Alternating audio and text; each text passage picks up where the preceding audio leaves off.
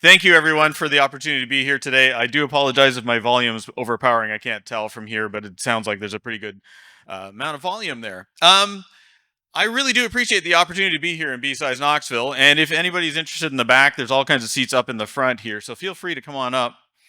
And I am going to kick things off here. And so, first and foremost, my name is Dave Lewis. I am Global Advisory CISO at a company called 1Password. And part of what I get to do is test the limits on a lot of things. I get to go around the world giving talks at conferences because before I ever got to this point in my career, I spent 20 years as a defender working for Department of Defense here in the US, the FBI, various banks in Canada, as well as power companies. And along the way, I've learned a lot of lessons and made a lot of mistakes, and it's been a very interesting adventure to say the least. Not to say the least of which was during the, or not the least of which was during the pandemic. I ended up being part owner of a whiskey distillery as well as a soccer club up in Canada because reasons. That's a longer story for another time. So, yes, I am Canadian. Terribly sorry. It is contagious. And for the record, we really, really, really like you guys, just not one person in particular. Sorry, eh? So I have worked many different places, and this is just a sampling of some of the places that I've worked over the years. Some of the more interesting ones were like SPAWAR. That was a really amazing one, getting to work on Inmarsat B and really interesting things like that. And right up until today, where I am working for a company, as I mentioned, 1Password. And the reason I bring this up is quite succinctly because a lot of the conversations I have are people like, oh, you just make a password manager. And it's like, well, no, actually, we have an enterprise business as well. That's the sum total of what I'll say there. I also work as an advisor to a company called Sightline Security. It's a nonprofit that provides security services for other nonprofits, so something very much worth checking out. As well as I'm on the advisory board for Bios.io and Gnostic.ai. Yes, I said AI, you can now drink. So a lot of my career in the early days was spent in soul crushing meetings, and it's just amazing how often I would be sitting there going, yes, that tired cliche of this could have been an email, but there was a lot of reality to that. But I did learn a lot of valuable lessons, like what I didn't want to do, and I didn't want to be stuck in soul crushing meetings. And nowadays, I'm in a lot of meetings, but now they're a little bit more productive. So unfortunately, I missed this morning because I was in those productive meetings. Now, a few years back, I was working for an amazing person named Wendy Nather, and nowadays she actually works for me, which is even cooler. So if you don't know her, absolute industry legend, but a giant pain in my butt at times. So when I was working for her over at Cisco, she sent me this picture. And you can't see on the left side of the screen, which was just the tip of the wing. And she said, okay, I have work for you. You got to tell me where I am. It's like, what? I'm like, okay, hold on a second. I am doing this project, this project, all for you. And she goes, yeah. They can wait. Tell me where I am. Okay. So I could only use open source available intelligence and things to that effect. I couldn't use anything from internal systems, but thankfully, my boss had shared a lot of interesting stuff. So I knew her favorite airline. I knew what conference she had just been speaking at. So I was able to go backtrack and wind it down and said, okay, so is this your flight? She looked at it and she goes, yes, but that's only part of it. Okay, great. What's the other part? She said, tell me what seat I'm sitting in. Great, because I have nothing better else to do today, boss. Thanks. So I pulled up the flight manifest over at seatguru.com and I started looking at it based on the picture and where the wingtip was. I was able to make an educated guess that I figured she was probably seated in seat number 5A. And I said, is this your seat? She said, no. Missed it by that much. Now, when you factor in the amount of complaining I did, going for a coffee, all that rest of that sort of fun stuff, how long do you think it took me to figure out what seat she was seated in from when she told me to when I complained to when I stalled to when I got it done? Any guesses? Got a 15 up here. Anyone else? 20? Did I hear a 5 back there? There we go. We got a winner. Just under 5 minutes. The reason I bring this story up is to show how easy it is for an attacker to gain information about you or your systems in a very short order. I was only using open source intelligence from a picture that she ultimately posted on social media and said, oh, where am I? That's how quick it is. And as we accelerate with all these different platforms that are available to us today, it's getting easier and easier for attackers to come after us. So we have to do a much better job at protecting our environments because people like Dave come along. Not this Dave. Admittedly, I've made my share of mistakes in the past, but not this guy. This is normally where I have a coffee break, but I was here too late to grab a coffee, so I'm going to have to keep soldering on. So we are defenders. Whether you're on the offensive or defensive side of the house, we are fundamentally all there to defend our enterprises, defend our constituents. We want to make sure that the people on our watch are safe and secure. We want to make sure the data in our enterprise is safe and secure. We want to make sure the AC doesn't fall off the ceiling here. And that's just it. That when we have to frame it like that, we understand that we are all part of the same group moving forward. And when we look at the types of threats we have to deal with the threats that are obvious, and then we like to look at the threats that are on the dark web, or if I like to point out the Vanta web, which, I got to have my fun there. But unfortunately, there's far too many instances of organizations, individuals out there that are shelling out stuff that is just complete crap or outright lies. And we have to figure out a way to be resilient to sort these folks out. There was a person several years back, actually quite a few years back now, that had claimed he had a golden toilet in his house. He was a cybersecurity expert, and I'll leave it at that. And he was exposed to be an absolute abject fraud. Unfortunately, when these people crop up, they do have the unfortunate ability to taint it for the rest of us. And we have to figure out a way that we can sort ourselves out. So if you look at all the different pieces of legislation around the world, the one thing that we have to take into account is the reason why all these governments are putting this legislation out. It is quite literally because they got tired of waiting for us to do the thing that we were supposed to do. We don't govern ourselves well. We are a ragtag bunch, and I love us all for that, but they couldn't wait anymore, so they went ahead and started creating policy.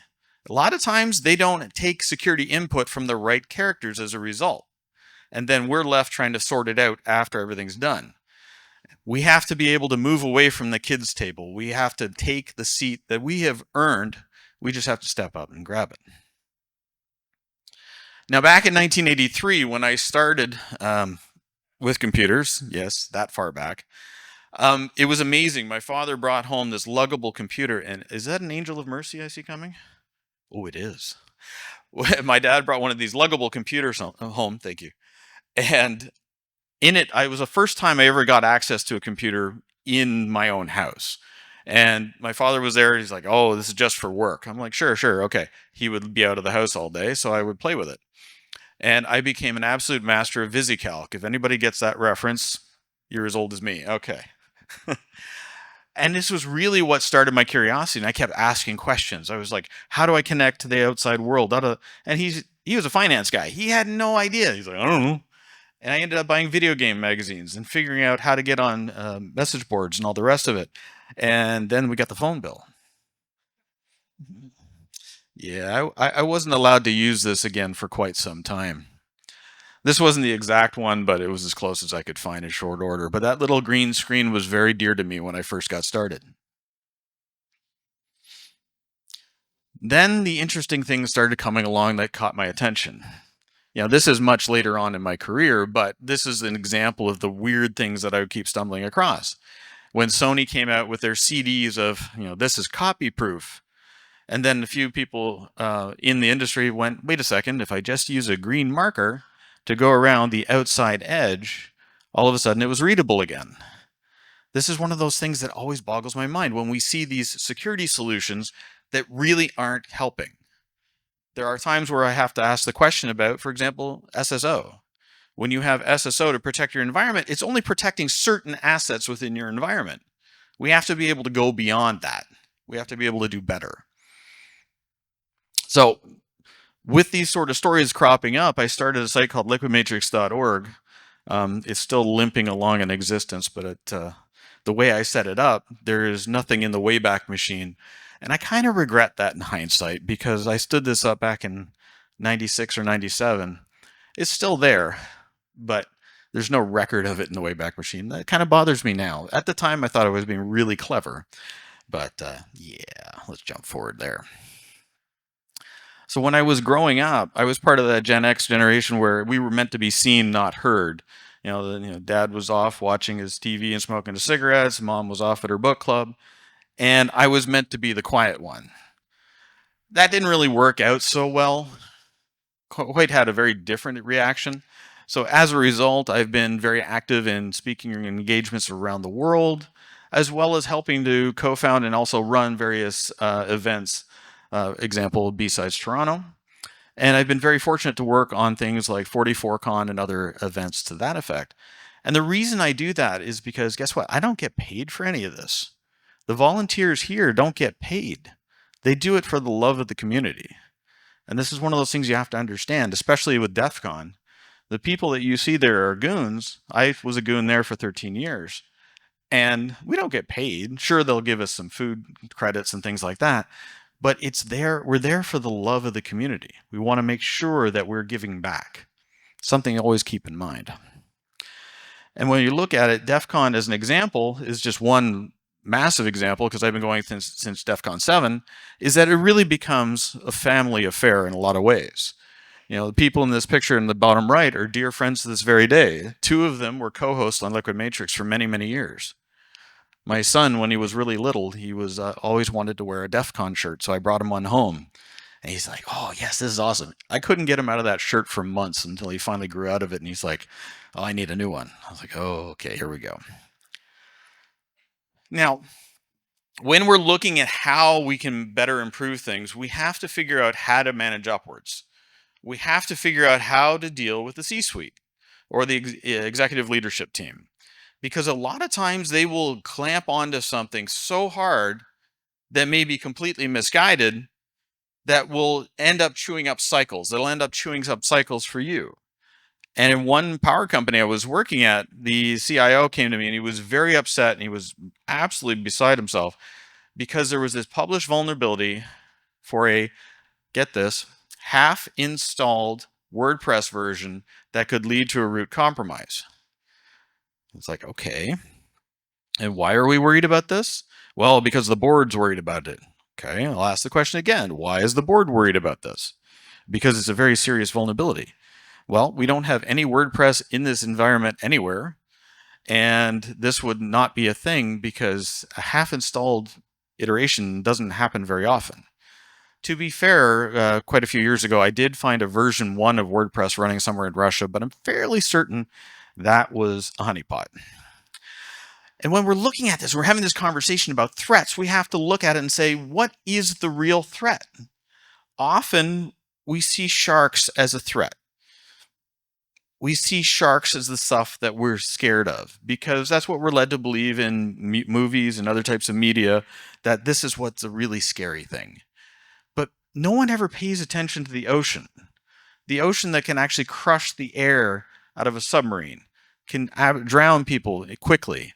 These are the kind of things where we have to look at, what are we focusing on? Are we focusing on the right things? Like coffee. Oh, thank you, Adrian, so much. And a lot of times we get vexed about data breaches. Like WannaCry. WannaCry happened because of a vulnerability that was how old? Anybody have the number for me? How many years? There's no wrong answers. Just throw them out. I can't see you, so... Oh, yep. Was that a 5? All right, I got 5 years. Anybody else? Place your bets. Well, I heard a 10. It was just over 10 years. This was something that was well known within the security community, although nothing ever was done about it because, oh, it won't lead to any real problems. Well, it led to problems. Then there was SolarWinds, Colonial Pipeline, various hotel breaches. And this is not to make fun of any of these organizations whatsoever. It's to point out the one thing that we need to get so much better at. is having that conversation amongst ourselves and learn the lessons from these events. This is something we need to improve. How do we do there? There's many different ways to get to that point, but we have to start talking at some point. Case in point, look at all the governments doing all the various cybersecurity policies without the cybersecurity people in the room. Because bad things can and will happen anywhere. Good old ransomware. Now, if we look back quite a few years ago, I actually don't even know, I think it's like 7 years ago, well, the Mirai botnet came to fruition. Anybody heard of Mirai? Wow, that one's fading into history already. So Mirai botnet was a botnet that was built out of default credentials on internet-connected devices around the world. And there were about 62 different default settings that led to thousands and thousands of devices that led to an attack that ended up being 1.4 terabits of attack traffic. Just happened to be attacking somebody that was on the platform of the company I was working at the time. That was a fun day. But we look at the credentials, root admin, admin, root, user, root. There's no excuse for this. Programmatically, there's no reason that when you start up a new box, it says change your credentials on first login. Problem goes away. And yet, we still see this sort of stuff happening. But it can be said, Dave, that was a long time ago, not really a problem. Wait, how many years ago? Let's see, I'm sure this is an old article. Let me zoom in a little bit there. January 22nd, 2025. Mirai botnet is still active, still a thing. This is a problem. What have we learned here? This is continuing to be a clear and present danger. So we have to go through our checklist of what we're looking at to better secure our environments. We have to look at the fine details to make sure we're not actually missing something. Oh, somebody got it.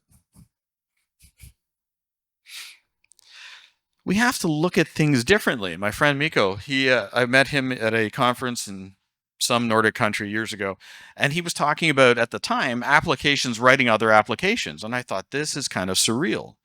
And this project that he was referring to was literally the applications were writing applications, and those applications in turn would write other ones, but they ended up creating their own code base that humans couldn't read. So much so that they ended up taking it offline because they didn't know how to control it nor what it was doing. This was quite a few years ago. Flash forward to today, everybody's in a lather about AI. To be fair, ChatGPT was a catalytic event insofar as it got people to start paying attention, start having the conversation about AI, although it is an LLM. But we have to understand that now this is in the forefront of people's imaginations, and that they're going to be worried about this sort of concept where their application may be outnumbered and outgunned. And we see things like this. How many people have heard of Worm GPT? Oh, good. We have a few. There's also another one called Fraud GPT. The attackers are making use of LLMs now. They're making use of AI. They're all over Hugging Face and various other places like that. And we have to be very cognizant of this. But the world doesn't see hackers the way we see them. They tend not to like us a whole lot.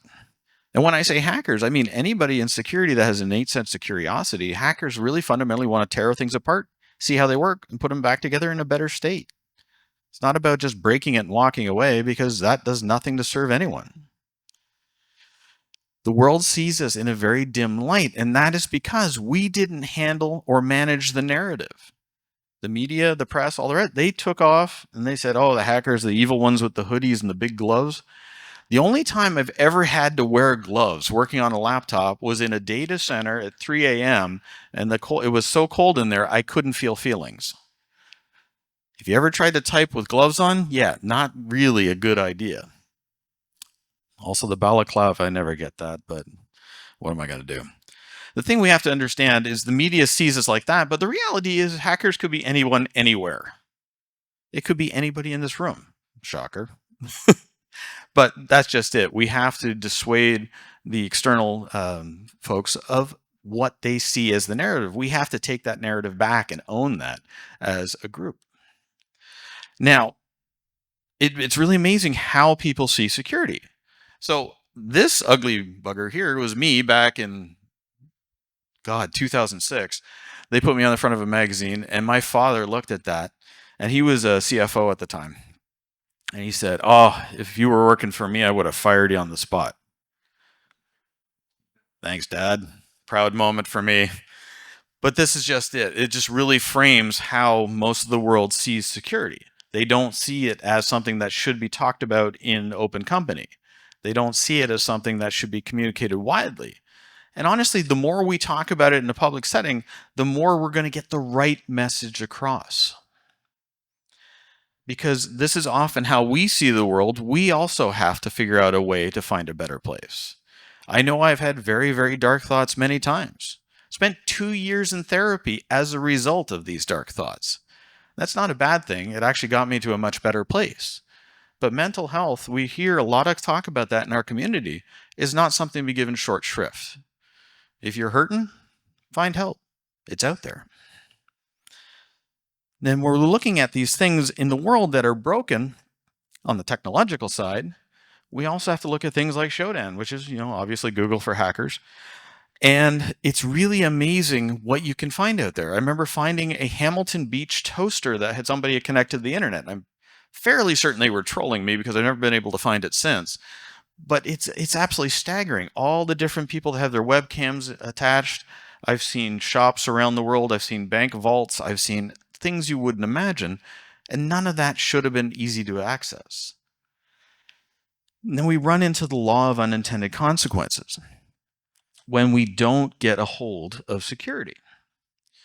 We end up losing the thread again. So, this is another example, like I was talking about earlier with WannaCry. This thing affected systems around the world. Law enforcement, retail, you name it. It was everywhere. And this sort of thing can happen again because the attackers know to go after the low-hanging fruit. We saw it with Heartbleed. That was something that it was a library that was used by every e-commerce site on the planet, any site that was using SSL for that matter. And it was a project that was run by 1.5 people. It is now well financed and TLS is out there. So that was a good byproduct of that, but we shouldn't be doing it based on when things go wrong. We can be proactive. We should be proactive. There's no reason we have to keep doing this alarmist sort of, oh, things are on fire, I guess we should do something. We have to really let the world know who we really are. We are that dog behind the keyboard, but that doesn't mean we don't know what we're doing. And yes, we do live very differently online than in person, and we have to be able to be okay with that. We have to figure out a way to communicate to the wider audience so they understand and embrace us as a positive. You all right back there? Everyone I've run into over the years, not everyone, but a lot of people I've run into over the years, they always say, oh, security is a cost center. Horseshit. Security is a business enabler. Security is there to improve matters across the board. And we have to make sure that we own that message. Because I am sick and tired of any time I hear security is a cost center, we could save money by da-da-da-da. No, you can't, because this is going to keep happening. Data breaches are something that drive me absolutely bonkers. Bless you. They keep happening. Years ago, back in 2012, I started monitoring data breaches on my own site because I apparently needed a hobby. And at the time, the biggest data breach that I could find was on LinkedIn, not to beat them up, but that was the news of the day, was I think it was about 6.7 to 6.9 million records. Nowadays, that wouldn't even get a second look. We're now dealing with orders of magnitude of billions of records repeatedly on multiple sites. And things like S3 buckets pop up. I know this is a very simple example, but I like simple examples because it makes sure that everybody in the room gets it. I wrote an article for Forbes quite a few years ago about this very problem because at the time I was seeing data breach after data breach that was wrapped around S3 bucket. For those of you who don't know, this is a data repository or a bucket you can spin up and put image files, text files, whatever you want into it. And if you don't set it up properly, it can be accessible by anyone.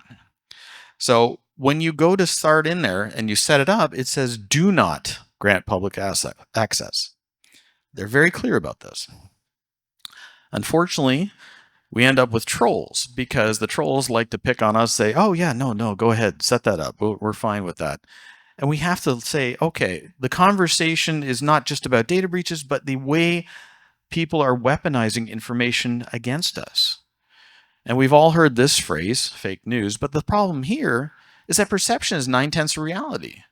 There are certain geopolitical actors out there in the world that use this much to their advantage and very effectively at times. We saw it back in my own country during the election, where we were seeing visibly false news coming out of countries overseas. We have to figure out a way to combat this. Because with perception being 9/10 of reality, we have to realize that the world sees security in a very different light than is presented. So when you're protecting your organization, you want to make sure you have the right people doing the right jobs. Like, would you have a baker doing web security for your organization? No, but you can train them. And that's just it. We have to figure out a way not only to train people better, but have mentoring internal your own organizations at a corporate level. I've seen various B-sides around the world, and it may exist here, I'm not sure, of mentoring programs to help junior people that are getting into the field. Would you have a surgeon create your voter database? No, but again, you could train them.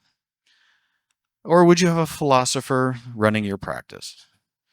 I have actually seen a practice that was run by a philosopher and it did not go well.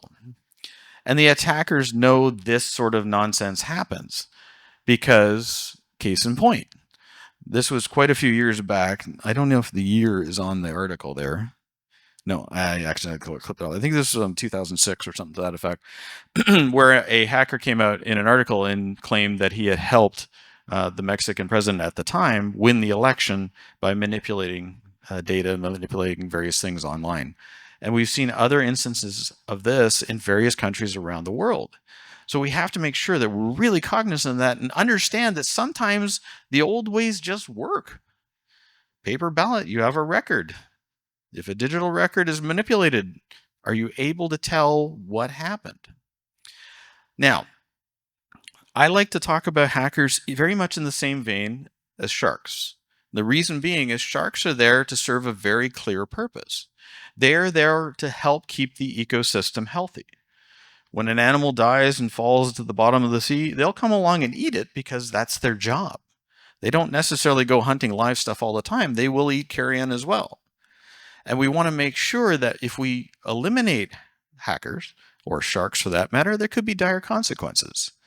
When we remove those that are having the oversight to better secure the environments and systems around the world, we're really opening ourselves up to potential exposures.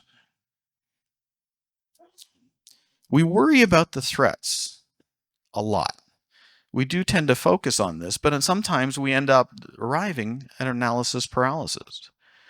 We talk about things so long and for so much time that's wasted on this that eventually we lose the thread and then it takes on a life of its own.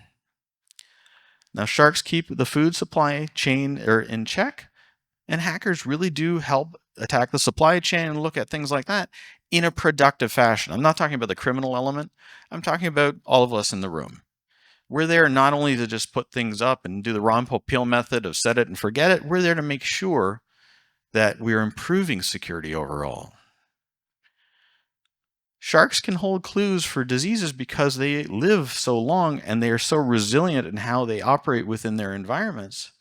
Hackers too. I mean, I've been doing this for 31 years. I love it. And I've seen other people that I, graduated from high school with that look 30 years older than me, and they hate their jobs and they hate their lives. So maybe they should examine us. I don't know.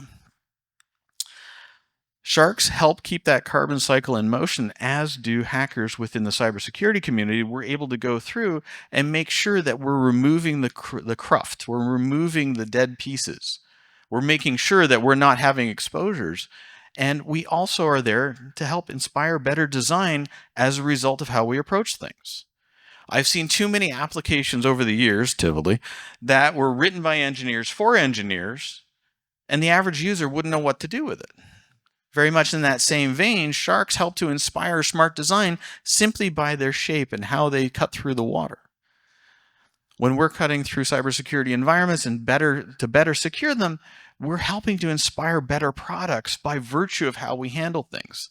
And we have to make sure that we're using that power very much for good because we do have a positive impact in our environments. And when I say talking about tools written by engineers for engineers, there are some that are really good, but I would never ever ask my mother to use them because I still want to get invited for dinner. If you've never used PGP, ooh boy, it's a great tool, but it's not one that's easy to use, to say the least. We have to figure out how we can democratize security, and I don't mean that in a political sense. I mean, we need to make this as easy as it possible for the Luddites, because most of the people we're protecting don't have any clue about security. They're good at HR, excuse me, they're good at finance, they're good at all what they're good at. Our job is to give them guardrails so they can be safe and secure. And if we're giving them tools that are very difficult to use or coming at them with, well, what password did you use? Did you try turning it off and on again? We can do better. Back in 2003, I had the unfortunate luck of being in Toronto during the blackout that affected far too much of the Northeast. And this all started in was it New York ISO? I think it was New York. Yeah, New York ISO. And it was like a cascade failure. We were on the phone with them for several hours. We kept calling so much they actually stopped answering the phone because we had alerting. Their systems did not have the same alerting going. And unfortunately, when they went down, it was a cascade failure. At one point, the province of Ontario was keeping up several states as well as the province of Ontario with the lights on for 4 seconds. That's an unbelievable feat all by itself when you consider how much power it was able to do for 4 seconds. But unfortunately, it failed. And we figured out a lot of things that we had to do to make ourselves better and more resilient going forward. There are still parts of the world that really need to do a better job of handling their power grid. I'm looking at you, Texas. Um, the things I know. I should write a book someday. We have to figure out how to do a better job of things. And before I had kids, when I had free time, I remember those days. I actually did a lot of security research, and these are some of the companies that I was able to go through and find vulnerabilities with. The really fun one was my former company that I worked at. It was Cisco. And this was hilarious because I found a vulnerability in one of their tools, and I sent it to them. I said it was a simple cross-site scripting. I could manipulate the login page. And they were really good about it. They were very proactive. They worked with me, and then they sent me a patch, and they said, try this and let me see how it works. How many people here remember Peros Proxy?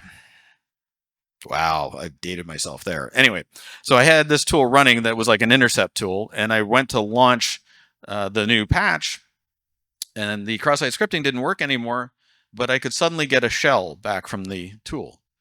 And the only reason I knew that is because I accidentally left my proxy on and it was able to catch this. And it was surreal. They were fantastic. They fixed that right away. But this is one of those things where it's like sometimes the fix isn't as great as it should be.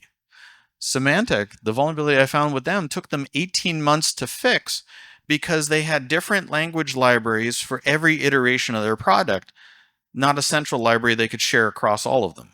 So they had to go through and individually patch every single one of their libraries, and it took them 18 months, but they finally got it done. WebSense is the winner here because it lasted 2 hours and they had pushed out to production a patch for theirs, so that was really cool. Those were the fun days.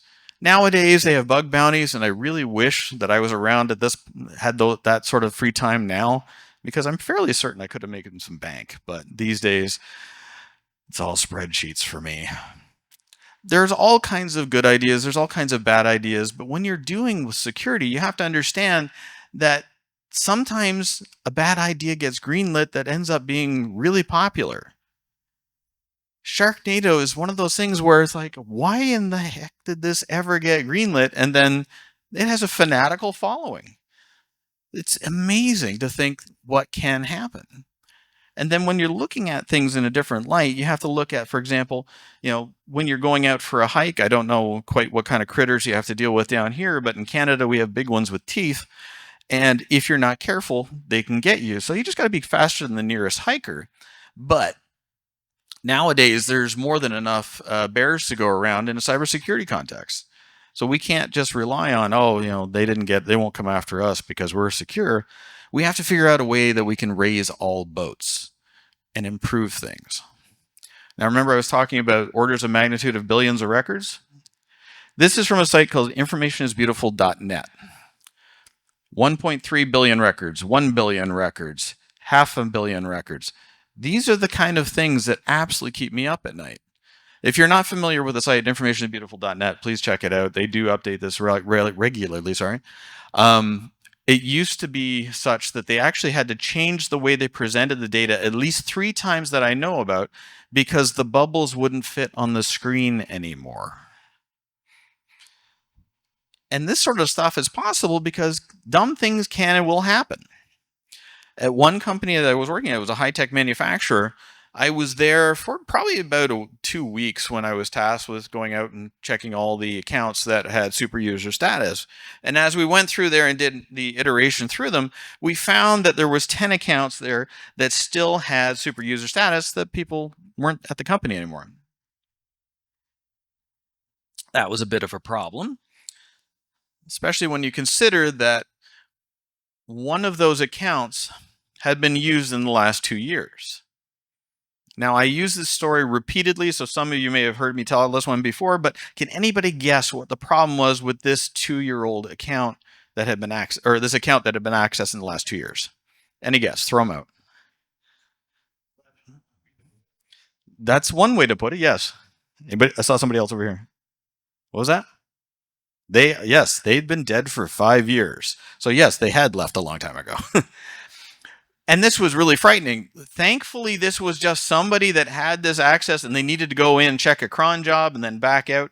They literally didn't know the ramifications of what they were doing. They didn't understand it, nor did they know that this account was linked to somebody that was passed because they had only been on the job for about 3 years. So they didn't know. And that's just it. We have to figure out a better way to handle not only credentials, staff add removed processes within our environments, but looking at how do we manage the licenses? How do we make sure we know what we have in our environment? In one power company I was working at, we had 7 different logging and monitoring solutions, all ostensibly doing the same thing, but for different parts of the business. And the reason for this was quite literally because these were all project-based deliverables. These projects would come through and it's like, we need to monitor these systems. All right, factor that into the bill of sale.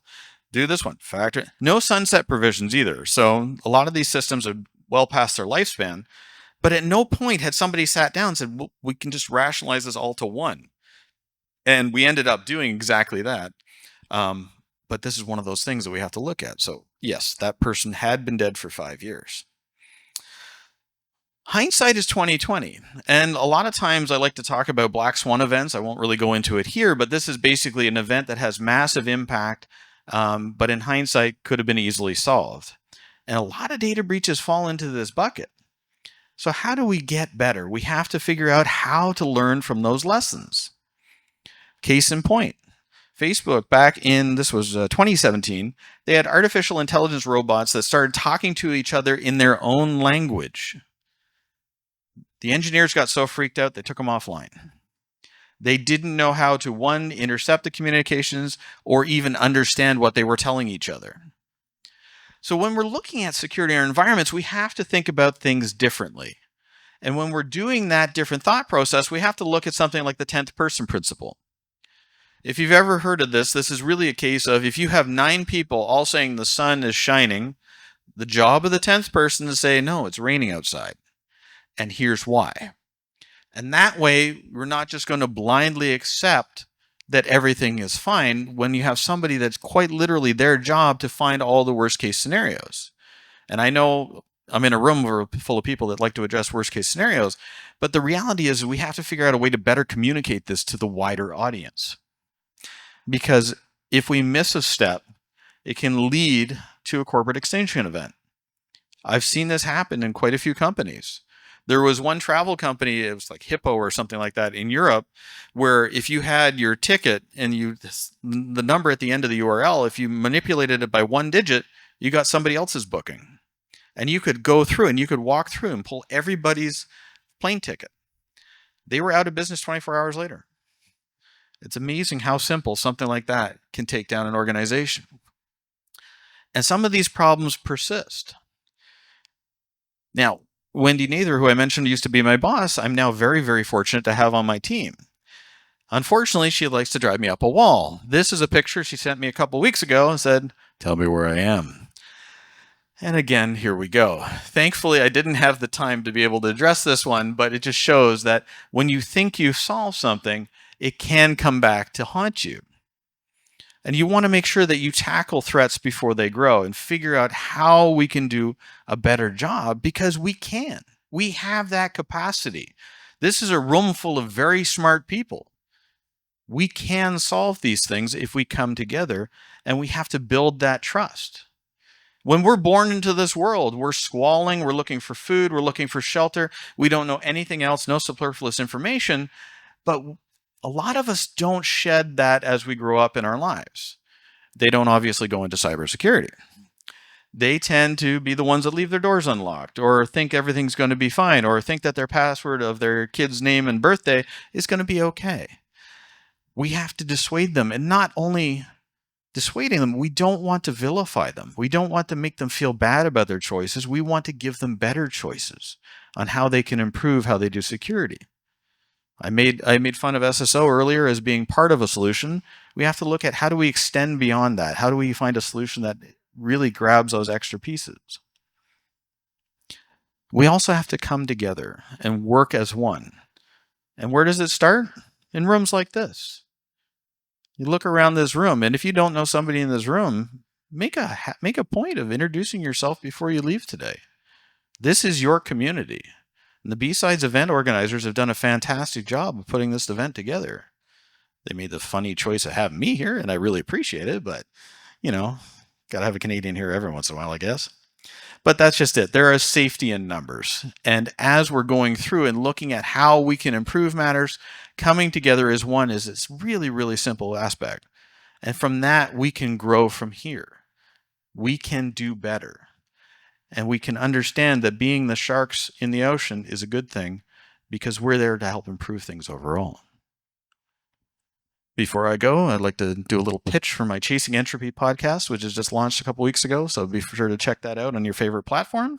And thank you so much to everyone for having me here today. I really appreciate it. This is a lovely town. I've never been here, and it's off my bucket list now. So I really appreciate the opportunity. Thank you very much.